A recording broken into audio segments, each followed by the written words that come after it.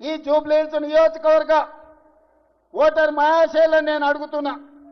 2014, 2018, 2023 ఇదే అభ్యర్థిని ఇదే బీఆర్ఎస్ పార్టీని గెలిపించారు.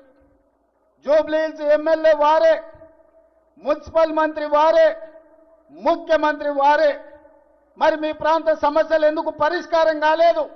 ఏనాడైనా ఆనాటి మున్సిపల్ మంత్రి కానీ, ఆనాటి మాజీ ముఖ్యమంత్రి కానీ ఎన్నడైనా మీ పేదోళ్ళ దగ్గరకు వచ్చిండ్రా? జూబ్లీహిల్స్ ప్రజల మొహం చూసిండ్రా?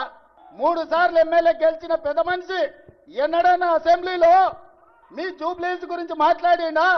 కానీ జూబ్లీహిల్స్ నుంచి ఎమ్మెల్యే 3 సార్లు గెలితే ఒక్కరోజైనా అసెంబ్లీలో మాట్లాడిండా? అసెంబ్లీలో మీ గొంతుకైతాడు, అసెంబ్లీలో మీ సమస్యలు ప్రస్తావిస్తాడు, అసెంబ్లీలో మీకు ఏం కావాలో అడుగుతాడు ప్రభుత్వాన్ని.